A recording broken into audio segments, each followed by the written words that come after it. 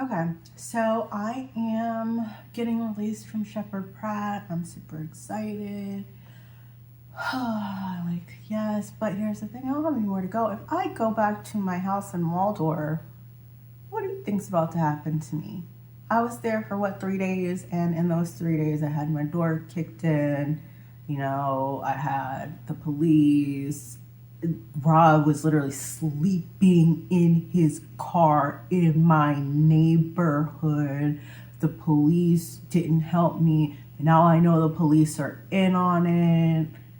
If I go to that house, it doesn't even have to be Rob. The police could come arrest me. Dora, the lawyer, is like, listen, just so you know, he could go do this again any day he wants. He could just go to court and get you put on another hold. There's nothing that stops him. So I'm like, definitely not going back to Waldorf because I'm either not going to make it out alive or I'm going to get locked up for something that I didn't do. Let me go ahead and just stay out here. But I'm like, I'm not going back to the shelter in Waldorf because my spot already got taken. And I'm like, I literally have nowhere to go. I had traveled a lot for work, so I'm like, maybe I have Marriott points or something. I don't know. And so when you're leaving the mental hospital, they Uber you since, you get taken there and you don't drive there.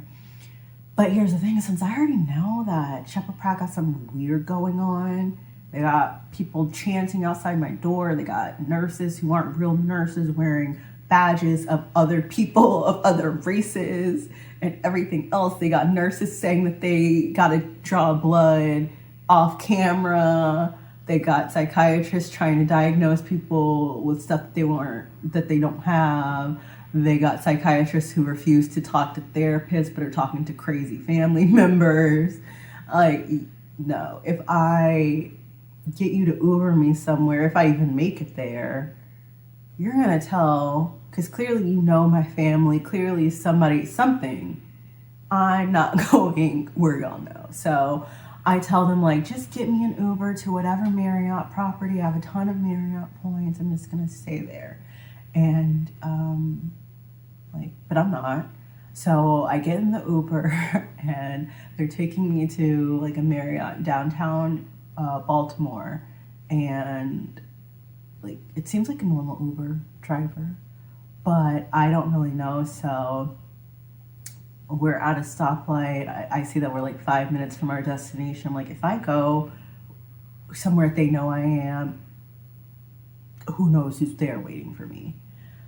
So I literally jump out of the car at a red light and just run. But again, I have maybe $50 to my name at this point. I still haven't gotten paid. It's June. I haven't been paid since February. I have no money. And I try calling the police. I'm I'm free. I've been through all this stuff. I'm in Baltimore now. I'm, an hour away from the craziness of Waldorf. Let me call the police. I don't really know what to tell them. I call the police in Baltimore, say that somebody's trying to kidnap me, and they're like, who? And I'm my Uber driver's taking me out nowhere, and they're like, what? And so they don't believe me and listen to me. And okay, I get it. And then I'm okay, FBI, because now again, I got police corruption. I still have my son's phone where he's talking about his dad performing oral on him and his cousin. Okay, I've been going to the FBI, so I'm the last couple dollars I have, I spend on a taxi going from downtown Baltimore to the FBI field office in Baltimore. And I mean, this is the last couple dollars that I have. And I get there and I fill out the paper, and I'm again, you have to list the crimes that you're there to talk to the agents about. They have an issue with me not having a license. I'm that's one of the things, is that these people have stolen my ID. And I'm my son I still haven't talked to my son yet. And I'm if I try to reach out to my son, it's on his iPad. His dad's gonna see. it's gonna make it worse. I don't know what to do. Let me just have the FBI handle it. So I'm like on the paper writing like my son's been kidnapped by like an abuser who is SAing him, and I'm at the FBI field office like, okay, like hoping somebody's gonna come talk to me. And they like, when you are at a field office, the agents don't talk to everybody.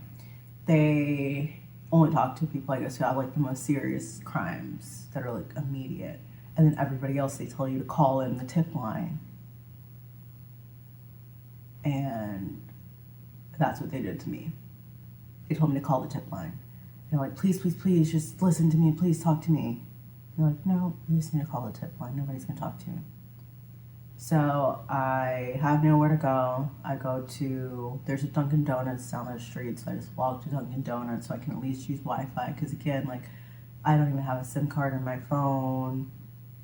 My phone's been hacked after I got back to Waldorf, because I had taken the SIM card out when I was in hiding the first time.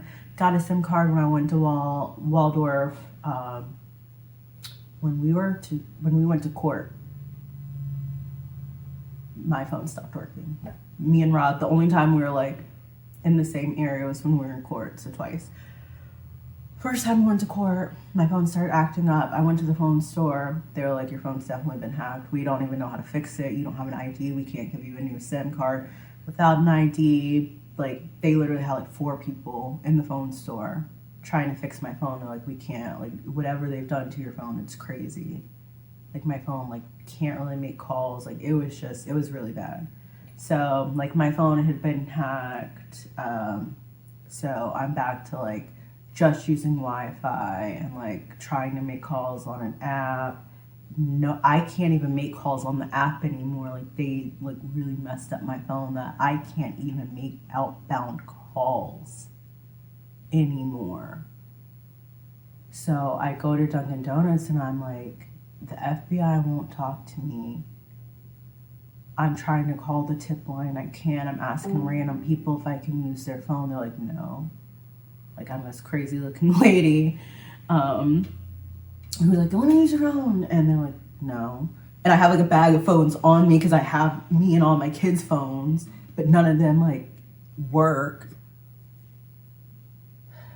So I do the only thing I know I can do, because at this point I want my son to be safe, and like the only thing I can do is publicly tell everybody that my husband is a P word who is essaying young boys, and that he has my son, and to find my son.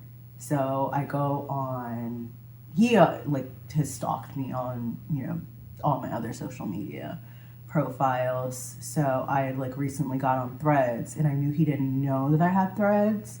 So I'm like, I don't want, and him and my family report every single thing I post on social media. So like nobody ever sees it, because as soon as I post anything, like they report it all the time, like shadow ban me.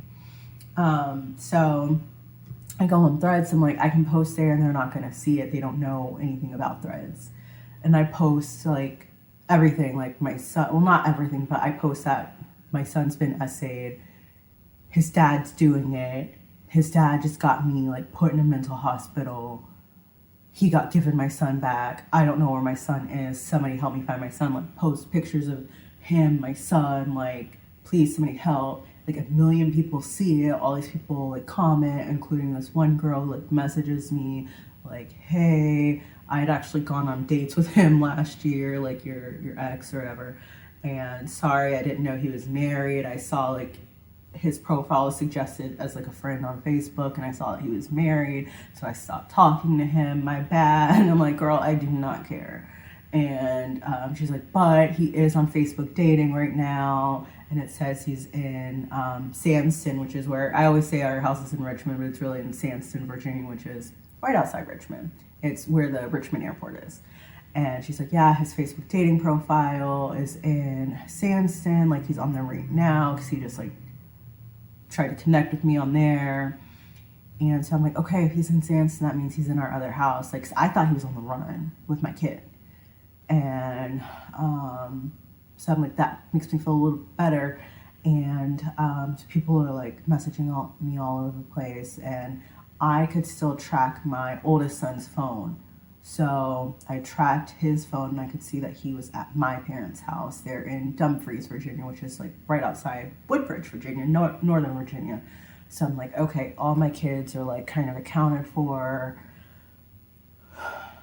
And at some point I ended up posting on Instagram too. And that's when I found out. And that day, Ashton actually texted me and was like, Mom, are you okay? And I'm terrified, thinking, like, this isn't actually Ashton. I'm like, is this Ashton? And if it is FaceTime, he FaceTimes me and he's there and he's safe. Well, he's saying he's safe, who knows, but he's alive, and that's what I care about. So I'm like, because I literally did not think my son was alive. When I had gotten out of the mental hospital and I got my phone on, I could see the messages that he had sent me while we were in the emergency room. When I got taken away back to the mental health wings, they took my phone. And he had texted me like, Mom, please come get me, please come get me. They're taking me, please get me. And I see that as soon as I actually got out of the mental hospital out of Shepherd Pratt. So I'm like, I don't know. So I feel like this wave of relief come over me because my son is okay. And it's a blessing and a curse that Rob knows, like, that I'm posting it online and that other people know that he's a P word and that he's doing this to children, because now he's definitely going to try to shut me up. But if people know, then if something happens to my son, everybody's going to be like, hold on, this guy did it. This guy, you know? So I'm like, okay, maybe this is okay that he knows. And I'm sure he's the one who told Ashton to reach out to me, like hoping it would like shut me up or whatever. But I mean, I have nowhere to go. I go back to the FBI field office, like, please just talk to me. It's like 8 o'clock at night, and they're like, listen, we would, but all the agents are gone. So I'm like, okay, I'm gonna like try again. And I walked to a hotel. I couldn't afford to stay there, but I just needed somewhere to sit. So I walked to a hotel down the street, and I called 911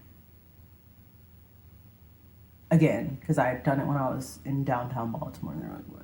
And I called 911 and told them that I needed help with recovering my son because he had been kidnapped by a man who had essayed him. And I'm in, Baltimore County at this point, and they send a police officer, but I go outside to wait, and I see a police officer sitting, and this is like 20 minutes after I call. I see a police officer sitting in the parking lot, like pull up to the parking lot, sit there for like 5 minutes. I'm like, that has to be them. And then they pulled away. So I went back inside and I called the police like precinct, and I'm like, did you send somebody here? Because they left.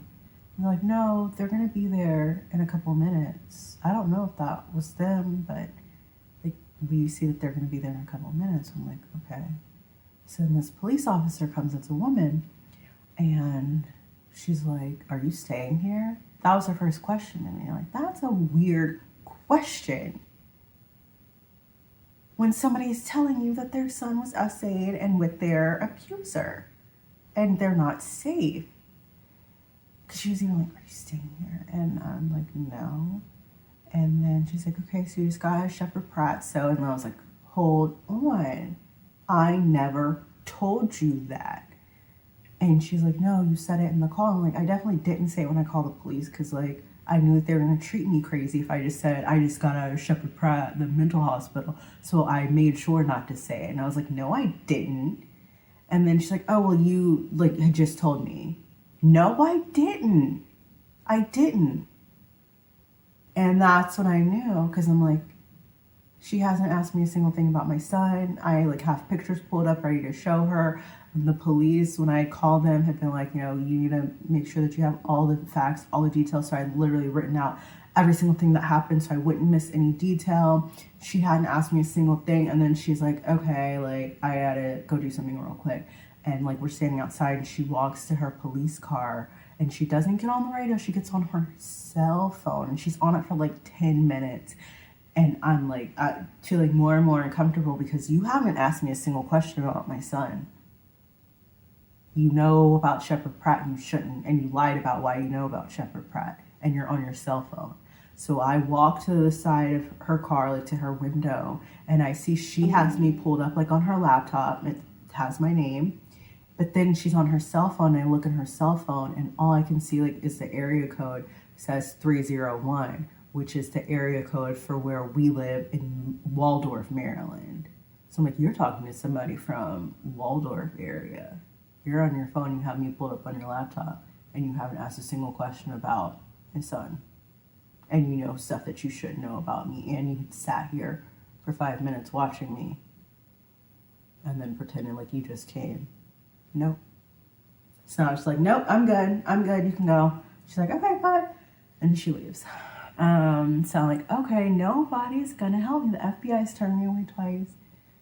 I'm like, all I can do is just keep trying, but I have nowhere to sleep, nowhere to go. I have no money because I spent every dollar I had to come out here to the FBI field office thinking like they're gonna help me. They won't even talk to me. I have nowhere to go. I can't get to a shelter. I can't make outbound calls, period, on my phone to even try. What do I do? So I'm just walking around and I see a church. I'm like, hopefully it's like 8 o'clock at night. I see a church. And I'm like, okay, maybe they're going to help me because I know churches often have like shelters. There's people there. There's men doing like a Bible study. So I like crying and tell them like I have nowhere to go. And they're like, we don't have a shelter, but we can call like all the shelters with you. So they give me their phone so I can use their cell phone. I call like 10, 15 like DV shelters. None of them have openings. I call every shelter there is. None of them have openings. So like call the police. See if the police can help you. I'm like, no, not calling the police. And they kind of like forced me. So I call the police. They can't help me with shelter. So I'm just crying. I'm like, I have nowhere to sleep. And they're like, we're sorry, but like, we gotta go. It's like 10 o'clock at this point at night. So I'm walking. I'm like, I'm just gonna sleep on like the street. I don't have anywhere to go. So I start walking. I see apartment buildings. I'm like, I'm just gonna sleep, basically like in the parking lot, like right by one of these apartment buildings. So I'm like around people, you know. And like the doors are to the apartment, like buildings are locked, like you can't get even in the building. And the apartment that I'm in, somebody came out the door and I saw it, the door never shut, and I'm like, oh, I can go in that building. So I go in the building and I end up sleeping on the stairs, like the staircase of the apartment building. And it was crazy because these other people came in and also slept in this staircase, and they were like doing drugs the whole time. And I'm like, this probably isn't safe, but like at least I'm not like being unalived by my husband. This weird cop doesn't know where I am. I'm terrified, but first thing in the morning, I'm gonna go back to the FBI field office and like beg that they help and tell them how even now this Baltimore cop is like doing stuff too, and they are not helping me. Like the FBI has to get like involved now, right? I was wrong because they didn't again.